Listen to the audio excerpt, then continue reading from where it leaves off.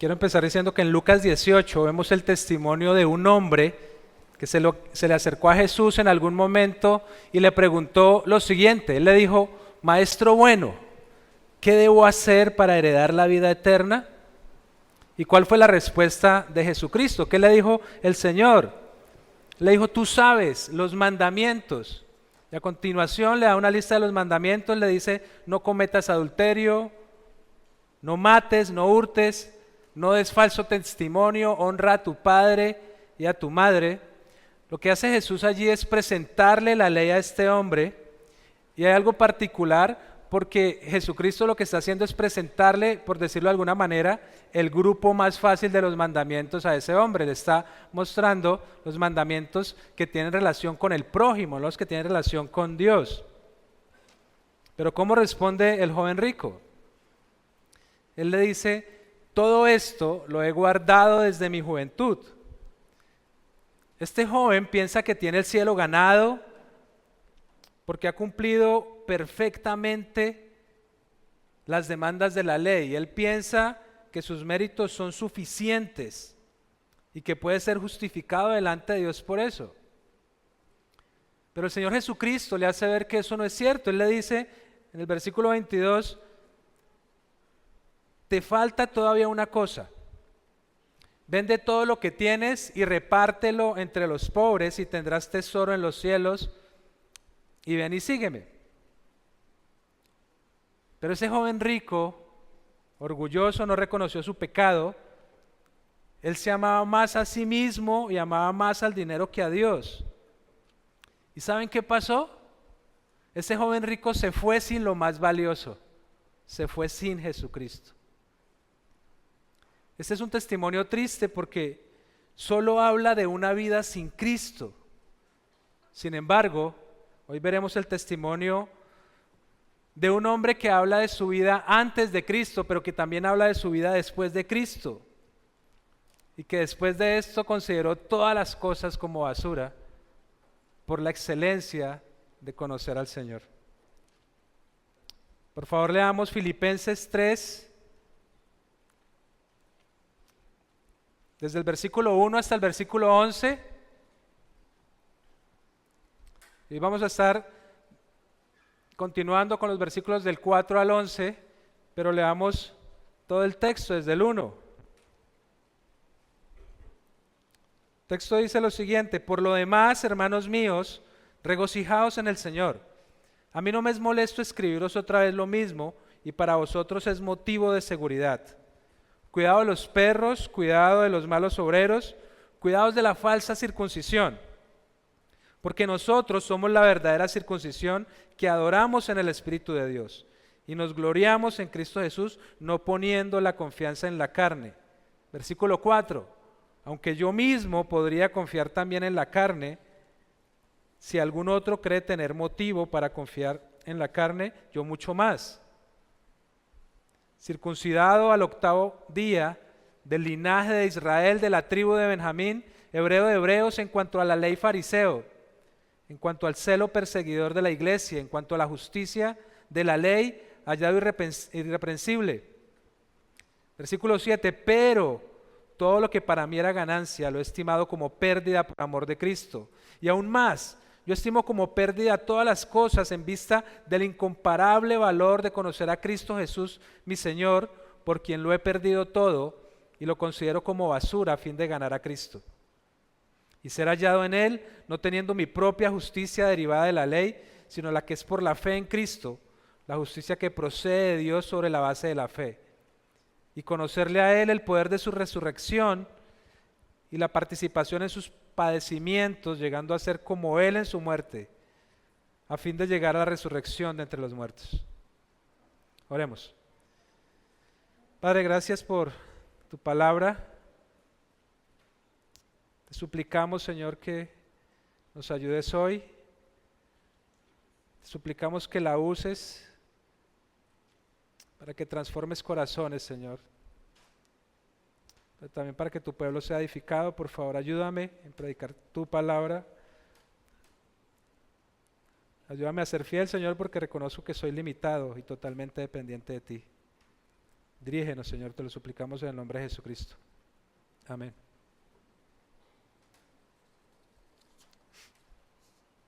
La semana anterior estuvimos estudiando precisamente la primera parte de este texto que he titulado Las excelencias del conocimiento de Cristo. Y vimos en este capítulo, en el capítulo 3, que Pablo está haciendo una advertencia a los filipenses y está haciendo una advertencia vehemente en contra de los judaizantes.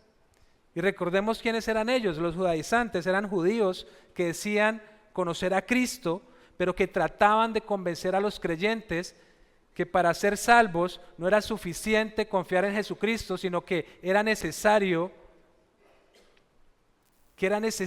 cumplir la ley, pero particularmente que era necesario someterse a la circuncisión. En el versículo 1 del capítulo 3, Pablo exhorta a los filipenses a tener gozo sin importar la situación en la que se encontraran, incluso en medio de esa amenaza terrible de los falsos maestros. Esta era la forma en que los filipenses debían afrontar esta situación. ¿Por qué? Porque el gozo cristiano no depende de las circunstancias, sino que el gozo cristiano depende de la fuente del gozo, que es Cristo mismo. Depende de Jesucristo mismo. Y es en Él en quien podemos confiar, y es en Él en quien podemos descansar con verdadera tranquilidad. En el versículo 2, Pablo advierte a los filipenses diciendo 3 veces, cuidados. Él usa esta palabra particularmente y los describe de una manera especial. Él los describe como perros, como malos obreros y como la falsa circuncisión.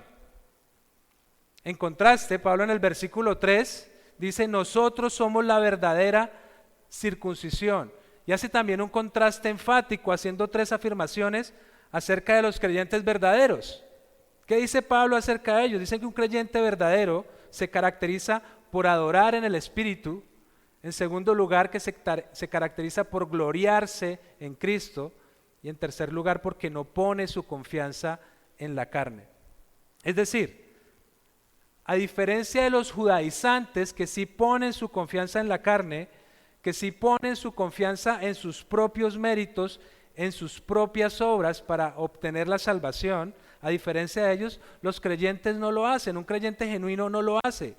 Y esto es relevante porque esta parte del pasaje del versículo 3 sirve como una introducción a lo que va a decir Pablo a continuación ahí en el versículo 4. Es decir, que un creyente no pone su confianza en la carne, introduce lo que sigue. Y miren lo que dice el versículo 4. Aunque yo mismo podría confiar también en la carne, si algún otro cree tener motivo para confiar en la carne, yo mucho más. ¿Y qué es lo que está haciendo Pablo aquí? Pablo está reforzando su punto en este contraste. Él está diciendo que un creyente no confía en la carne, no pone su confianza en sus propios méritos, pero si por las dudas les digo esto, si lo que afirman los judaizantes fuera verdad, que no lo es, eso es lo que está diciendo Pablo, si fuera verdad que es necesario hacer y confiar en nuestras propias obras para salvación, además de confiar en Cristo, pues yo, Pablo, soy el mejor ejemplo para confirmar que esto no es cierto. ¿Por qué?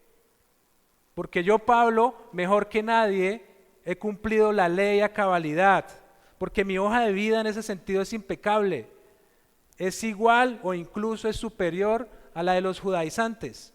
Y es a continuación donde Pablo da un detalle de su currículum. A continuación, Pablo da un detalle de su hoja de vida, una hoja de vida que está totalmente llena de virtudes, está totalmente llena de logros personales, pero de acuerdo al pensamiento de los judaizantes. ¿Para qué hace Pablo esto? Para contrastarlo con su vida después de conocer a Cristo. Y entonces, hoy veremos el testimonio de la vida de Pablo en 2 puntos. En primer lugar, una vida sin Cristo, y en segundo lugar, una vida en Cristo. Y vamos a ir a nuestro primer punto, una vida sin Cristo. Leamos nuevamente los versículos 4 al 6, que dicen, aunque yo mismo podría confiar también en la carne, Si algún otro cree tener motivo para confiar en la carne, yo mucho más. Y noten lo que dice el versículo 5. Circuncidado el 8º día del linaje de Israel, de la tribu de Benjamín, hebreo de hebreos, en cuanto a la ley fariseo, en cuanto al celo perseguidor de la iglesia, en cuanto a la justicia de la ley, hallado irreprensible. Y es importante hacer una aclaración aquí, porque algunos sugieren que Pablo lo que está haciendo es jactancioso, que está jactando de sí mismo, y esto no es cierto por lo menos por 2 razones. En primer lugar, porque este es un comportamiento propio ¿de quién? De los judaizantes, y en el versículo 2, Pablo mismo ya hizo una valoración de ellos. Recuerden que dijo que ellos eran perros, malos obreros, y eran la falsa circuncisión. Lo explicamos la semana anterior. Pero en segundo lugar, porque después de decir esto, como veremos más adelante, Pablo destroza y deja por el piso las credenciales de su vida sin Cristo. Un autor al respecto dice lo siguiente: Pablo se exalta a sí mismo con sus grandes pretensiones de estatus ante Dios y los demás, para luego destrozar su propio currículum ante sus lectores, convirtiéndolo en estiércol.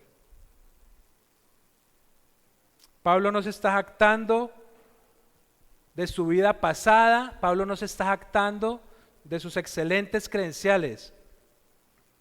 Al contrario, lo que va a hacer Pablo después es decir que eso es nada, que es basura con la excelencia del conocimiento de Jesucristo. ¿Y qué es lo que dice Pablo de su vida pasada? A partir del versículo 5, él enumera 7 características de su vida antes de Cristo, que en ese momento consideró como valiosas, y no solamente que eran valiosas para él, sino también para el judaísmo de la época. Las 4 primeras características están relacionadas con su identidad, con sus privilegios en su nacimiento, y las últimas 3 están relacionadas con sus logros. Miremos el primer grupo. Versículo 5, circuncidado el 8º día. Pablo está diciendo literalmente, con respecto a la circuncisión, yo soy del 8º día. Y aquí hay algo interesante, y es que Pablo no empieza diciendo, yo soy del linaje de Israel. Uno podría pensar que esa sería la forma en que él debería iniciarlo en un sentido cronológico. Es decir, yo soy del linaje de Israel, yo soy de la tribu de Benjamín, circuncidado al 8º día, hebreo de hebreos, pero él no lo hace de esa manera. Pablo empieza hablando de la circuncisión. ¿Por qué? Porque quiere enfatizar este tema, el cual era el más relevante para los judaizantes. Recordemos que este era el tema de la controversia. Recordemos que la circuncisión es importante, era y es importante para el pueblo judío. ¿Por qué? Porque es la señal de pacto de Dios con Abraham. Y eso lo vemos en Génesis 17, del 10 al 14. Miren lo que dice: este es mi pacto que guardaréis entre yo y vosotros y tu descendencia después de ti. Todo varón de entre vosotros será circuncidado. Seréis circuncidados en la carne de vuestro prepucio, y esto será la señal de mi pacto con vosotros. A la edad de 8 días será circuncidado entre vosotros todo varón por vuestras generaciones. Asimismo, el siervo nacido en tu casa o que sea comprado con dinero, a cualquier extranjero que no sea de tu descendencia. Versículo 13.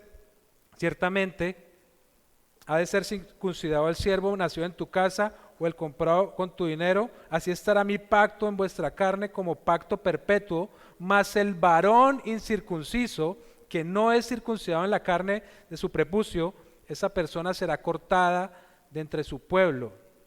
Ha quebrantado mi pacto. Como vemos, la circuncisión era la señal del pacto abrahámico y debía ser observada por todo varón a los 8 días de nacido. Y de hecho, no era solamente para los israelitas, sino que también era para el extranjero nacido en casa y para el esclavo comprado por dinero. La circuncisión era tan importante que quien no se sometiera a ella sería cortado entre su pueblo, es decir, sería cortado y separado del pueblo del pacto. Y Pablo dice que él era circuncidado el 8º día, y esto tiene varias implicaciones. En primer lugar, que él había cumplido a cabalidad lo que dice Génesis 17. Que él había cumplido a cabalidad ese ritual exigido.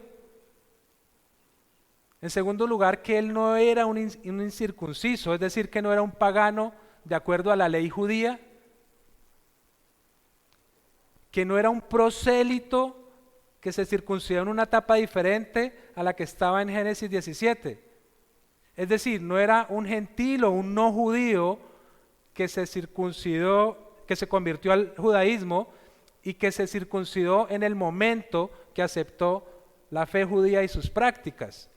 Por otro lado, que no era un ismaelita, es decir, no era un descendiente de Ismael, hijo de Abraham y de Agar, quienes eran circuncidados a los 13 años de edad. Que además de los judaizantes, él también era un miembro del pueblo del pacto. El punto aquí es que si la circuncisión en alguna medida aportaba cualquier elemento de confianza, Pablo lo tenía. Ahora, es importante no olvidar que la circuncisión física era un ritual que mostraba lo que debía suceder después al corazón. Aunque Pablo había sido circuncidado el 8º día, eso fue inútil para su salvación, porque la verdadera circuncisión no es la hecha por manos, sino la que es por el Espíritu por medio de la fe. Esta era la primera credencial de Pablo, había sido circuncidado al 8º día, pero la siguiente dice del linaje de Israel. ¿Y qué es lo que está haciendo Pablo aquí? Pablo aquí lo que está haciendo es enfatizando su ascendencia. Él no era un gentil que se ha convertido al judaísmo, él era del linaje de Israel, descendiente de Abraham, Isaac y Jacob desde su nacimiento, y él era parte del pueblo del pacto. En tercer lugar, él era de la tribu de Benjamín. Y esto es relevante en el argumento de Pablo porque la tribu de Benjamín era una de las tribus más importantes, más reconocidas, más privilegiadas. Por ejemplo, de la tribu de Benjamín dijo Moisés que era amada por el Señor en Deuteronomio 33:12. Saúl, el primer rey de Israel, era de la tribu de Benjamín. Pero además esta tribu también era reconocida porque no abandonó la monarquía davídica. Recuerden que cuando el reino se divide en dos, junto con Judá, siguió fiel a la monarquía davídica, después de la muerte de Salomón. Y algo relevante es que en el primer siglo, muchos judíos no sabían a qué tribu pertenecían. Habían habido mezclas, matrimonios mixtos, y muchos no sabían de qué tribu eran. Y probablemente eso era posible con los judaizantes, que ni siquiera saben de qué tribu eran. Pero Pablo sí lo sabía. Pablo sabía que era de la tribu de Benjamín y esto era respetable. Ser de la tribu de Benjamín no era cualquier cosa. Generaba un estatus elevado entre los mismos judíos. En cuarto lugar, Pablo dice hebreo de hebreos. Y no hay claridad en lo que Pablo quiere afirmar aquí, pero por lo menos hay dos posibilidades. En primer lugar, Pablo podría estar queriendo decir que él no era un judío helenista, que él no había adoptado costumbres diferentes a las judías. Por decirlo de alguna manera, Pablo está diciendo que él era un judío de pura cepa, algo así. La segunda posibilidad es que como Pablo era de Tarso, él no había nacido en Israel, entonces él lo que podría estar diciendo es que a pesar de no haber nacido en Israel, él no había perdido las costumbres, que él se había mantenido fiel a las tradiciones judías e incluso que se ha mantenido fiel al idioma. El punto es que estas dos posibilidades eran ciertas y eran relevantes entre ese pueblo judío porque muchos no habían permanecido fieles a sus costumbres, pero incluso muchos tampoco hablaban ni hebreo ni hablaban arameo. Entonces aquí vemos esas primeras 4 credenciales que parecen impresionantes de Pablo, están relacionadas con su identidad, por decirlo de alguna manera, con privilegios de nacimiento, y ahora va a mencionar 3 más relacionadas con sus logros, particularmente relacionadas con la ley, relacionadas con el celo por su pueblo y relacionadas con su rectitud. Él dice ahora en cuanto a la ley fariseo, cada uno de los hombres judíos se relacionaría con algún enfoque de la ley. Y Pablo era de la secta de los fariseos, y ellos eran muy respetados y apreciados dentro del pueblo judío. ¿Por qué? Porque precisamente vivían apegados a la ley. Pero además de que vivían apegados a la ley, vivían apegados a todas las tradiciones que posteriormente fueron añadidas. Eso es lo que pasaba allí. Entonces los fariseos sobresalían porque amaban la ley, por la forma en que interpretaban la ley, pero también por su coherencia ética. Y Pablo se caracterizó por esto. Luego dice, en cuanto al celo, perseguidor de la iglesia. Hasta ahora es muy posible que cualquiera de los judíos o de los judaizantes de los que está hablando igualara a Pablo,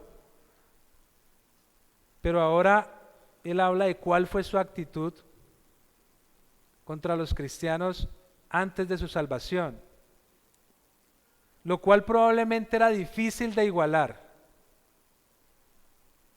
Su celo equivocado por Dios lo llevó a tratar de aniquilar de la forma más despiadada a los cristianos. MacArthur dice, los judíos valoraban el celo como la virtud religiosa por excelencia. Es una moneda de 2 caras, la una es el amor y la otra el odio.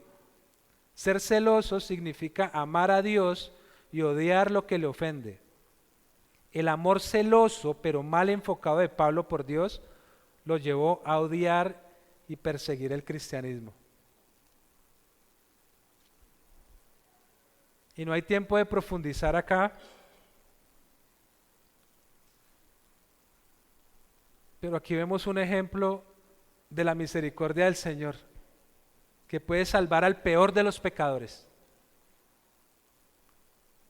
que puede traer de muerte a vida al peor de los pecadores. Y si tal vez estás pensando que tú no puedes tener perdón de Dios por tu pecado, Pablo es un ejemplo de que sí es posible. No importa cuál sea tu pecado, el Señor te puede perdonar. Con arrepentimiento y confiando en Jesucristo lo puedes hacer. En la última credencial, Pablo dice, en cuanto a la justicia de la ley, hallado irreprensible. Hallado irreprensible. Esa es la manera en que Pablo finaliza, diciendo que en cuanto a la ley él era irreprensible. Y esto es muy relevante porque en su argumento contra los judaizantes, si Pablo era irreprensible, entonces él más que nadie podría confiar en la carne. Pero aquí también hay que hacer una aclaración. Pablo no está diciendo que él no fuera pecador. Él lo que está diciendo es que vivía una vida externamente ejemplar en relación no solamente con la ley judía, sino también con todas las tradiciones. Era una vida externa, era pura apariencia de piedad. Y eso es tremendo, hermanos, porque pues ¿cómo estamos viviendo nosotros? ¿Crees que eres irreprensible? Como creyentes no somos perfectos, pero tenemos que estar caminando en una dirección, porque amamos a Jesucristo. Esa es la verdad de tu vida. Cuando estás pecando, te estás arrepintiendo genuinamente porque has ofendido a Jesucristo. ¿O estás viviendo una apariencia de piedad por los demás? Si es así, nos estaríamos pareciendo a Pablo. Pablo ha expuesto el currículum de su vida antes de Cristo, una hoja de vida ejemplar para los judaizantes, pero como hemos dicho, él no lo ha hecho con el propósito de jactarse, sino con el propósito de destruirlo, porque esto no sirve en nada para la salvación que es en Cristo. Y tal vez puedas ver tu vida de alguna manera reflejada en la vida de Pablo. Una vida llena de logros, una vida llena de virtudes, incluso una vida en medio de una familia que ama a Jesucristo, que ama a Dios. Pero hay que comprender que eso no tiene ningún valor para la salvación. La salvación no es por obras, la salvación no es por lo que tú puedes hacer. La salvación no es porque eres hijo de un cristiano. Y quiero hablarle a los niños que están acá. Niños, el hecho de que tus papás sean creyentes, el hecho de que tus papás asistan a la iglesia no te hace cristiano. La única forma en la que puedes ser cristiano es arrepintiéndote genuinamente y confiando en Jesucristo. Entonces Pablo ya ha mencionado su hoja de vida impecable para los judaizantes. Pablo ha argumentado que de acuerdo a los estándares judíos, él es un judío verdadero, él es respetable, él es ejemplar, incluso que él es superior. Si había alguien que de acuerdo a su vida y a su religiosidad y en los términos de los judaizantes era digno de ir al cielo, este era Saulo de Tarso, como se llamaba Pablo antes de la conversión. Pero ¿saben qué es lo contradictorio? Que aunque aparentemente tenía todo, realmente no tenía nada porque no tenía a Cristo. Esta es la vida de un hombre sin Cristo que aparentemente puede ser exitosa, que puede ser aparentemente valiosa para muchos. Sin embargo, a continuación veremos cómo la consideró Pablo a la luz de la excelencia de conocer a Jesucristo. Y esto nos lleva a nuestro segundo punto. Una vida en Cristo. Una vida en Cristo, versículo 7. Pero todo lo que para mí era ganancia, lo he estimado como pérdida por amor de Cristo. Y noten cómo empieza aquí el versículo 7. Empieza con una conjunción adversativa. Esto es una conjunción de contraste. Pablo dice, pero, contrastando lo que acaba de decir, contrastando su vida antes de Cristo con la consecuencia de vivir en Cristo. Y varios comentaristas sugieren que Pablo aquí empieza a usar un lenguaje contable. Un lenguaje de pérdidas y ganancias. Y dice, todo lo que pensaba que para mí era ganancia, todo lo que pensaba que para mí era valioso, todo lo que pensaba que para mí era significativo, todos mis logros en el judaísmo, ahora los he estimado como ¿qué? Como pérdida. ¿Por qué? Por amor de Cristo, por causa de Cristo. Pablo estaba demoliendo sus propios méritos. No los estaba exaltando. Él los está demoliendo su propio orgullo a la luz de Jesucristo. Qué hermoso ejemplo. En la lectura bíblica de hoy vimos el testimonio de la conversión de Saulo, ahí en Hechos 9. Una obra maravillosa, una obra solamente hecha por el Señor, a pesar de Pablo mismo. Después de ese encuentro de Saulo con Jesucristo en el camino de Damasco, todo cambió. Todo cambió. Su sistema contable, espiritual, muerto y obsoleto fue actualizado. ¿Y saben dónde fue actualizado? No en un iPad, no en un disco duro, sino en su corazón. Fue actualizado en el propio corazón de Pablo. Ahora él podía ver lo que realmente tenía valor. Ahora él no se jactaba de sí mismo ni de sus propias obras, sino que ahora se gloriaba en Cristo. Y saben que, hermanos, como creyentes también tenemos ese privilegio. Nuestro corazón ha sido actualizado, nuestro corazón ha sido transformado, ha pasado de ser un corazón de piedra a ser un corazón de carne. Y por la gracia de Dios, como creyentes, ahora también podemos ver y valorar las cosas en la medida correcta por causa de Cristo. En el versículo 8, Pablo enfatiza y refuerza aún más lo que está diciendo.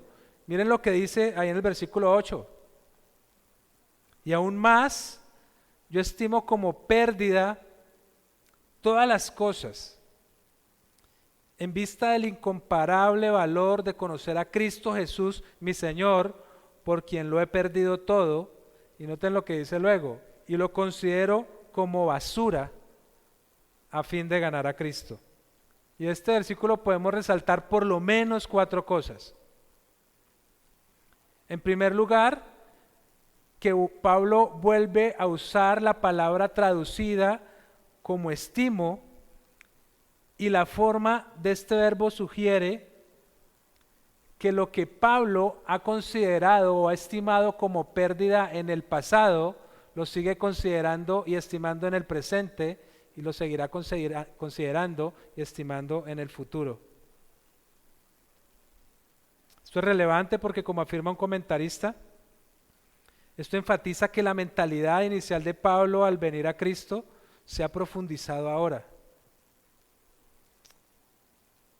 En segundo lugar, Pablo ahora dice que estima como pérdida todas las cosas. Es decir, ya no solamente son las credenciales, esas virtudes, esos logros que mencionó ahí en los versículos 5 y 6, sino que cualquier cosa, cualquier mérito propio que pueda ser objeto de confianza para ganar el favor de Dios, él ahora lo considera como pérdida. Y no solo como pérdida, sino que luego dice como ¿qué? Como basura. Y esto es bien fuerte porque la palabra traducida como basura se puede traducir también como desecho, como comida podrida, como estiércol o incluso como excremento. Es decir, que estas cosas a las que se refiere Pablo no tienen valor y deben ser desechadas. Ahora, yo creo que es importante que también haga una aclaración, porque no estamos diciendo que no hay logros que no sean valiosos, que no hay cosas que no tengan valor en nuestra vida. Eso no es lo que estamos diciendo. Lo que estamos diciendo en primer lugar es que nada de eso puede aportar algo para la salvación.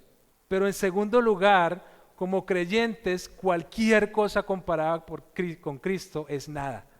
Pablo está expresando vehementemente su desprecio por cualquier intento de procurar ganar el favor de Dios por un mérito propio. Eso es lo que está haciendo allí. En tercer lugar, al decir que consideraba todo como pérdida a fin de ganar a Cristo, Pablo lo que está haciendo es expresando una idea de intercambio. Y esto es muy importante. ¿Por qué? Porque o es Cristo o es algo más. O es una cosa o es la otra, pero no es posible continuar aferrado y confiando en cualquier otra cosa y a la vez confiar en Cristo. O es Cristo o es el mundo. No es posible tener las dos. Es como si alguien está a punto de caer a un precipicio y está de una mano agarrado con todas sus fuerzas, pero sabe que va a caer si no se coge con la otra mano. Pero la otra mano la tiene ocupada teniendo posesiones valiosas para él. o vives o mueres. O Cristo o el mundo. Y es necesario que te preguntes a qué estás aferrado. ¿Es a Cristo? En cuarto lugar, surge una pregunta. ¿Cuál es la razón por la que Pablo considera todo esto como pérdida, como basura? Y podríamos decirlo de una manera rápida, porque el Señor lo ha salvado, porque es creyente. Pero aquí el texto dice, la respuesta es por el incomparable valor de conocer a Cristo Jesús. Y luego y más adelante dice por el fin de ganar a Cristo y ser hallado en Él. En primer lugar, conocer a Cristo es invaluable. Cristo lo es todo y cualquier cosa comparada con Cristo no es nada. Ahora, conocer a Cristo no se está refiriendo solamente a un conocimiento intelectual, no se está refiriendo a un conocimiento filosófico. A lo que se refiere es a un conocimiento cercano, a un conocimiento relacional con el Señor, a tener una relación con Él, y esto es posible en la salvación. En segundo lugar, ganar a Cristo y ser hallado en Él no se refiere a tener a Cristo, ya que todo creyente lo tiene desde el momento de su salvación. Más bien se refiere a ¿qué? Se refiere a estar unido a Cristo. Se refiere a la unión con Cristo de una manera inseparable. Se refiere a vivir una experiencia con Él. Y Pablo empezó a vivir este conocimiento y esta unión con Cristo, ¿cuándo? En el camino a Damasco, el día de su salvación. Solamente ese día fue que Pablo pudo contemplar la hermosura invaluable del conocimiento de Cristo y pudo ganar a Cristo y ser hallado en Él. Desde ese momento Cristo lo era todo para Pablo. Miren lo que dice Gálatas 2:20: con Cristo he sido crucificado y ya no soy yo el que vive, sino que Cristo vive en mí, y la vida que ahora vivo en la carne la vivo por fe en el Hijo de Dios, el cual me amó y se entregó a sí mismo por mí. Para Pablo, ahora Cristo es su vida, pero no solamente ahora es su vida, lo es todo. Filipenses 1:21, es su gloria, Gálatas 6:14, y es su galardonador, segunda de Timoteo 4:8. A continuación, Pablo menciona dos beneficios de ganar a Cristo y de llegar a ser uno con Él. ¿Y cuáles son esos beneficios? En primer lugar, la justificación en Cristo, y en segundo lugar, el conocimiento de Cristo. Miren el versículo 9. Y ser hallado en Él, no teniendo mi propia justicia derivada de la ley, sino la que es por la fe en Cristo, la justicia que procede de Dios sobre la base de la fe. En primer lugar, la justificación en Cristo. Y este versículo es interesante porque empieza diciendo y ser hallado en Él, pero recordemos que ese ser hallado en Él es la continuación de lo que Pablo viene diciendo al final del 8, que dice a fin de ganar a Cristo. Y como vimos, pues eso se refiere a la unión del creyente con Cristo. Pero aquí hay algo particular, y es que Pablo resalta esa unión, pero bajo la cobertura de la justicia de Cristo. Entonces Pablo está diciendo que él está unido a Cristo no en su propia justicia derivada de la ley, sino en la que es por la fe en Cristo. Y algo importante es que el hombre natural pretende alcanzar la justicia, pretende alcanzar el favor de Dios mediante sus propios esfuerzos, mediante sus propios méritos, mediante sus propias obras, y Pablo no era la excepción. Como vimos, esa fue una realidad en su vida durante muchos años como judío y particularmente como fariseo. Él procuró la justificación mediante el cumplimiento de las obras de la ley. Pero también es hermoso ver lo que él escribe después, siendo inspirado por el Espíritu Santo en Romanos 8:19. Miren lo que dice Romanos 8:19. Ahora bien, sabemos que cuanto dice la ley, lo dice a los que están bajo la ley, para que toda boca se cierre y todo el mundo sea hecho responsable ante Dios. Versículo 20. ¿Por qué? Porque por las obras de la ley ningún ser humano será justificado delante de él, pues por medio de la ley viene el conocimiento del pecado. Si alguien quiere jugar a ser justificado por cumplir las obras de la ley, lo puede hacer. Y si las cumple, va a ser justificado. Pero ¿saben cuál es el problema? Es que no se puede. Es imposible cumplir las obras de la ley. El propósito de la ley, además de mostrarnos el pecado, es guiarnos a Cristo. Es que podamos reconocer que no podemos cumplirlas y que por lo tanto necesitamos a un Salvador. Nadie puede cumplir la ley a perfección como lo demanda Dios. Pero por otra parte, hay una justicia perfecta que es la que procede de Dios mismo y es sobre la base de la fe, como dice el texto. ¿Y saben qué? Esa es la única justicia que justifica al pecador. Y esto es hermoso porque este es el glorioso intercambio que menciona Pablo en 2 Corintios 5:21. Al que no conoció pecado, le hizo pecado por nosotros para que fuéramos hechos justicia de Dios en él. Wow. Hermanos, es Cristo y solamente Cristo quien puede ser nuestro sustituto perfecto. El mismo Dios del universo, el que se encarnó, el que se hizo hombre, el que vivió una vida perfecta para pagar el precio que nosotros debíamos pagar. Es por su justicia perfecta imputada a nuestro favor en que podemos ser declarados justos delante de Dios. Eso es maravilloso, porque ahora el Dios del universo, el juez del universo, nos ve como justos a través de la justicia de Cristo. Pero también ese Dios del universo vio a Cristo como a nosotros en la cruz, cuando tuvo que pagar el precio.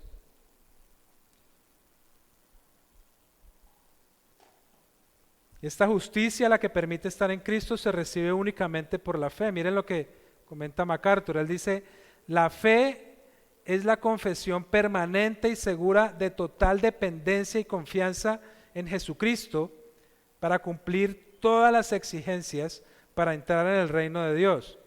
Supone más que una simple aceptación intelectual de la verdad del Evangelio. La fe salvadora incluye la confianza en el Señor Jesucristo y la rendición a su señorío solo sobre la base de la fe. La justicia que es de Dios viene al pecador que se arrepiente. Hermanos, no hay una sola persona que se pueda presentar delante del tribunal de Dios y ser hallado justo.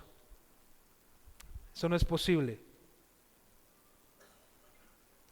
El creyente tiene la bendición de que se presenta ante el tribunal de Dios, pero en la justicia de Cristo. Pero déjame decirte algo, si tú no estás en Cristo, no quisieras presentarte delante de Dios en tu justicia.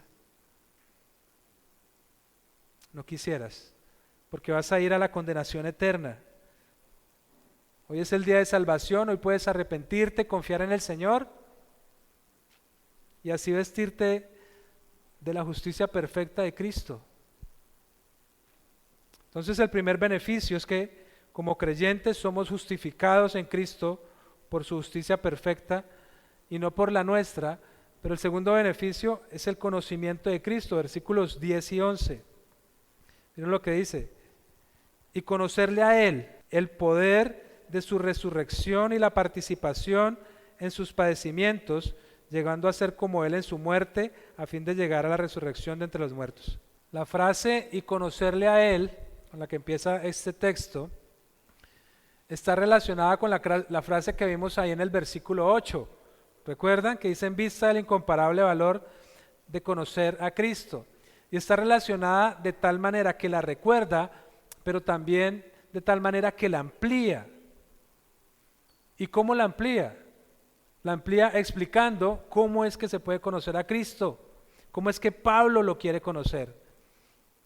Y él lo dice en 3 puntos: conociendo el poder de su resurrección, participando en sus padecimientos y llegando a la resurrección. Tal vez algunos están diciendo, uy, faltan 3 puntos ahí, pero no, esos son más cortos. Miremos el primero: conociendo el poder de su resurrección. Aquí Pablo se está refiriendo al poder que resucitó a Jesucristo.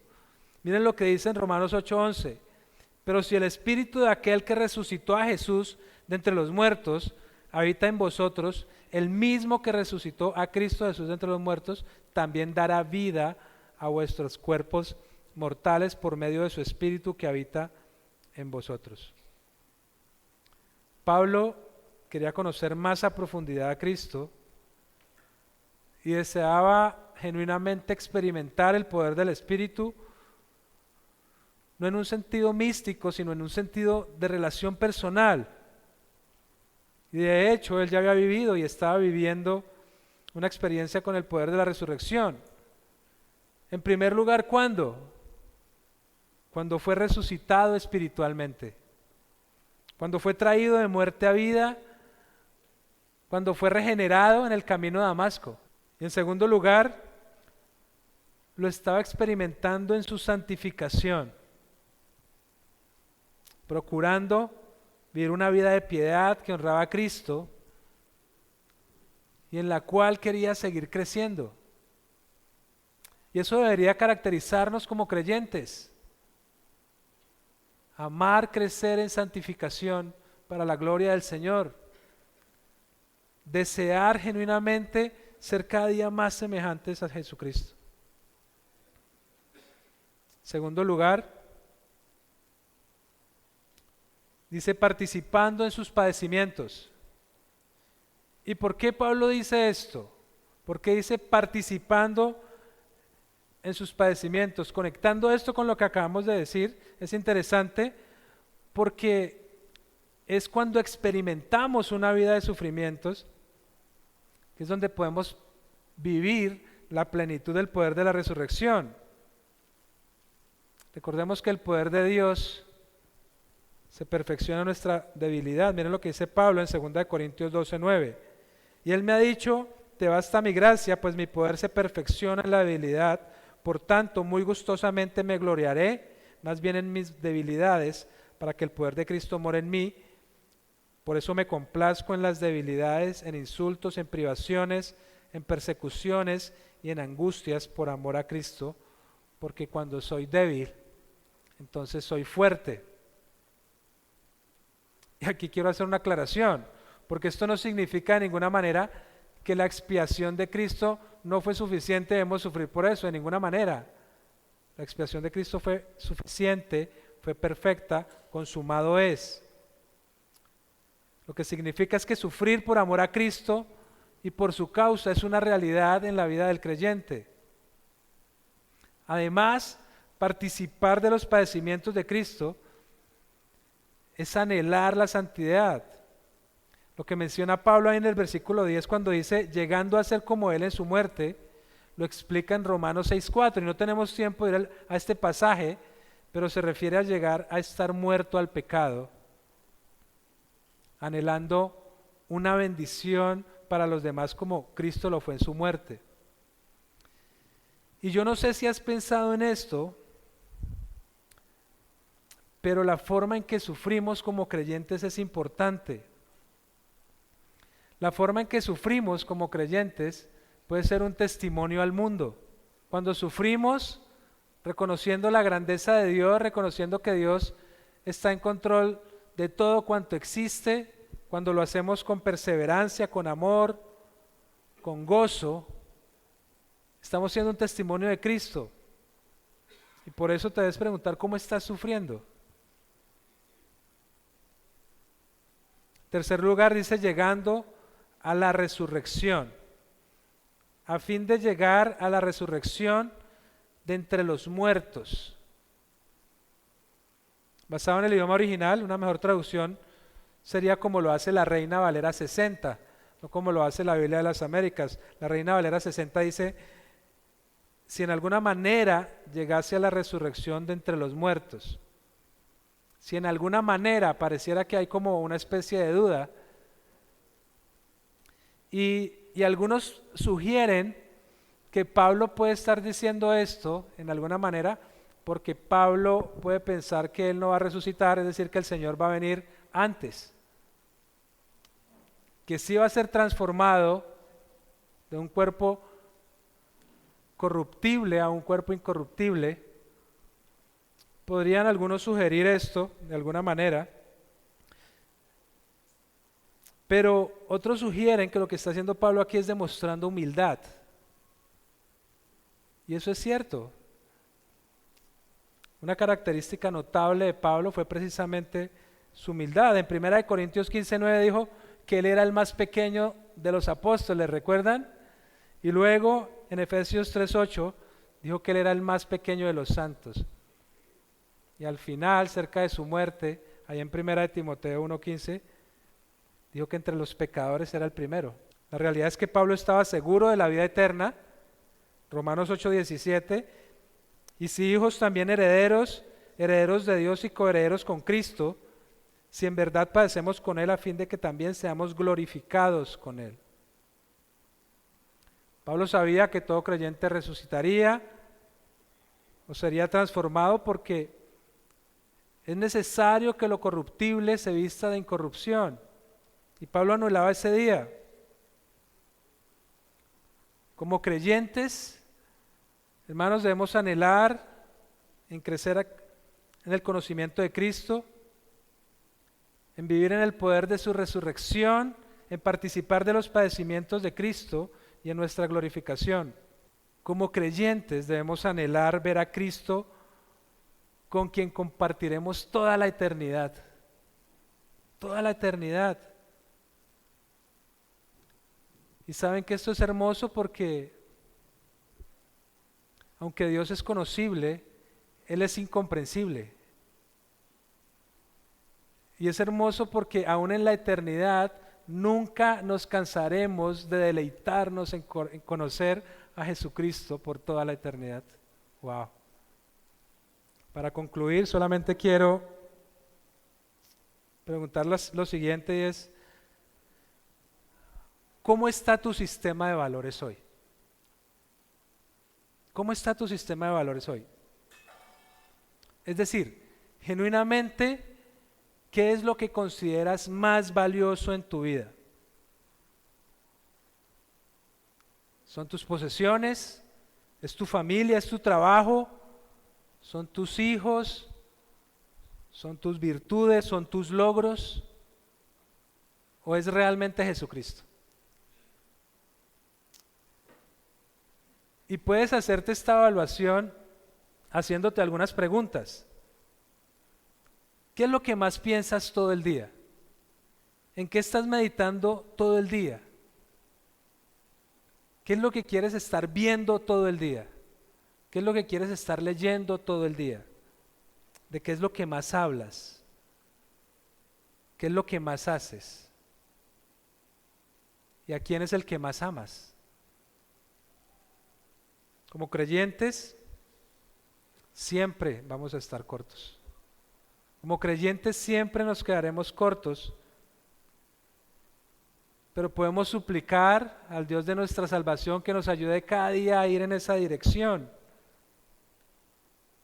Él sabe que no lo amamos perfectamente, pero sabe que como hijos lo amamos. Y le suplicamos que nos ayude. Pero en segundo lugar,